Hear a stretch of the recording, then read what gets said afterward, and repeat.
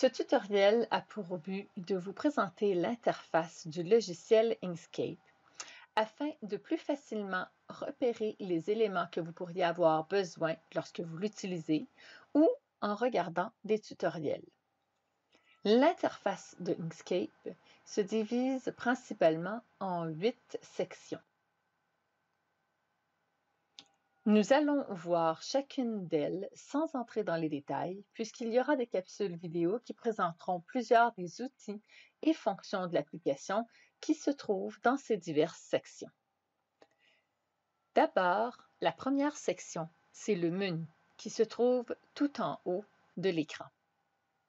Le menu contient des fonctions essentielles du logiciel.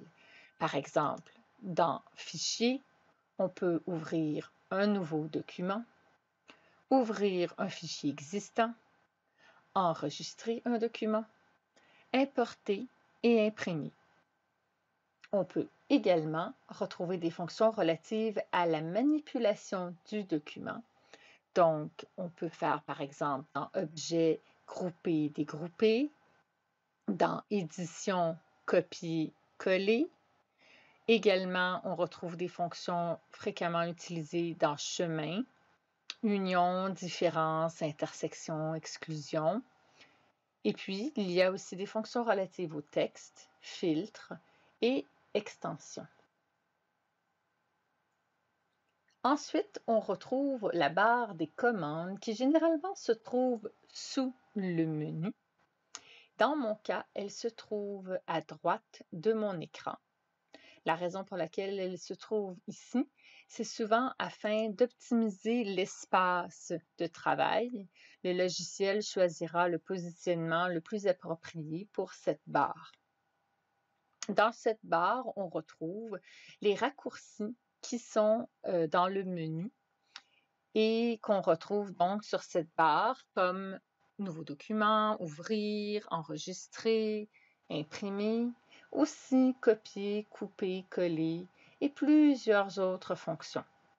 Parfois, si la barre est un petit peu trop grande, on va retrouver deux petites flèches en bas de cette barre dans laquelle se retrouveront les sections qui ne peuvent pas être présentées étant donné que mon écran d'ordinateur est trop petit pour pouvoir les afficher.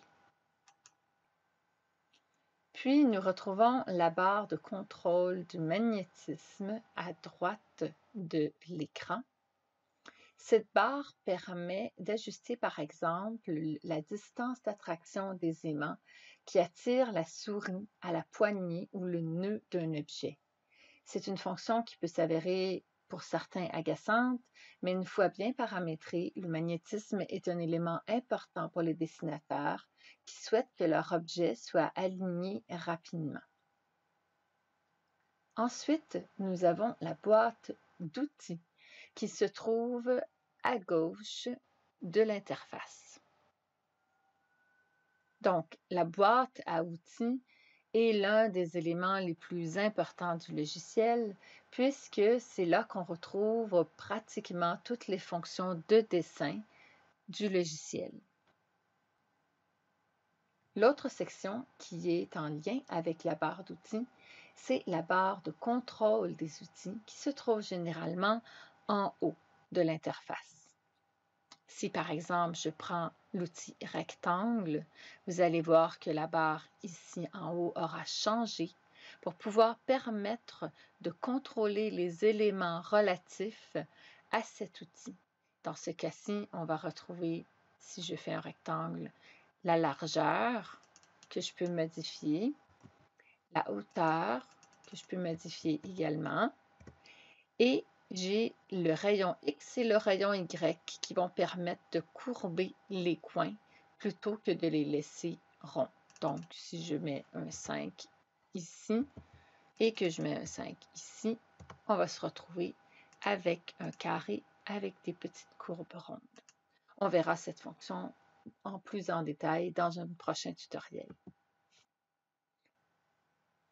Tout en bas de l'écran, on retrouve deux parties. D'abord, la palette de couleurs. C'est la palette de couleurs par défaut de Inkscape qui s'affiche. Mais il est possible d'aller chercher d'autres palettes de couleurs grâce au petit triangle noir qui se trouve au bout de la palette.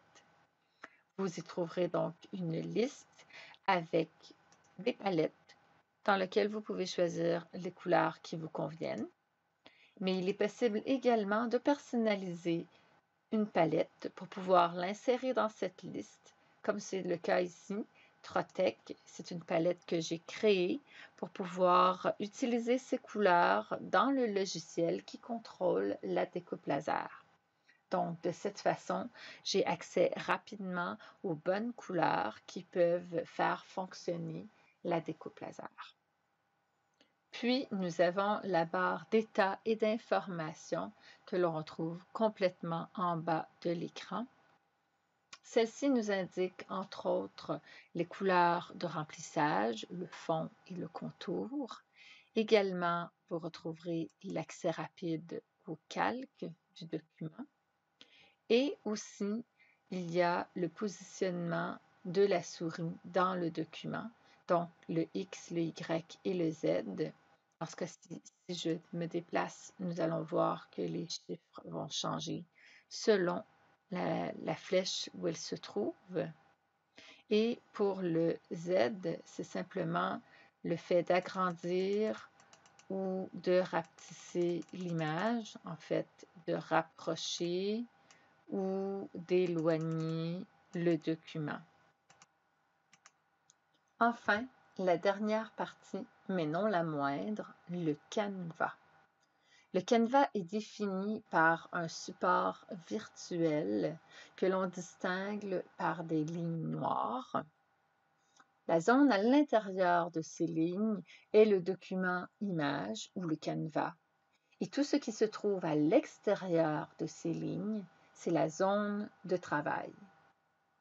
On peut donc attribuer des dimensions précises à notre canevas en allant dans le menu Fichier, Propriétés du document.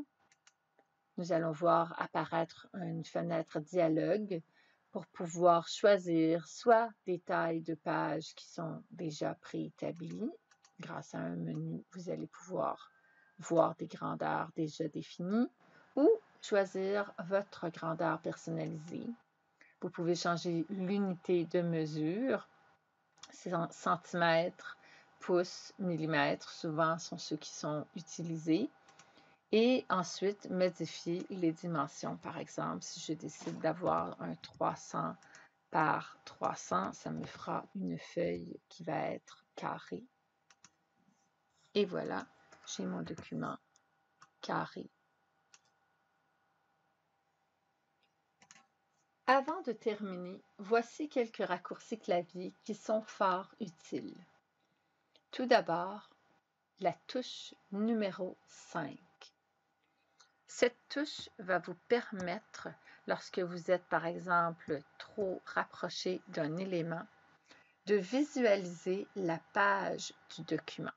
Donc, il faut s'assurer de cliquer avec l'outil sélection sur la zone de travail ou sur le canevas et ensuite peser sur le chiffre 5. Vous allez donc voir apparaître votre feuille au grand complet.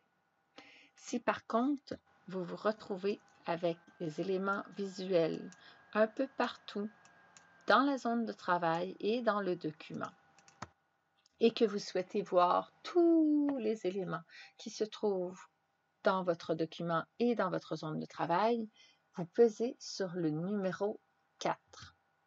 À ce moment-là, le logiciel va vous afficher tout ce qui se trouve dans votre document. Si par contre, vous souhaitez vous rapprocher d'un seul élément qui est sélectionné, la touche rapide, c'est le numéro 3. Et de cette façon, vous allez donc vous rapprocher uniquement de l'objet qui va avoir été sélectionné. Si on revient à 5, c'est le canevas. Et si on revient à 4, ce sont tous les éléments qui se trouvent dans le document.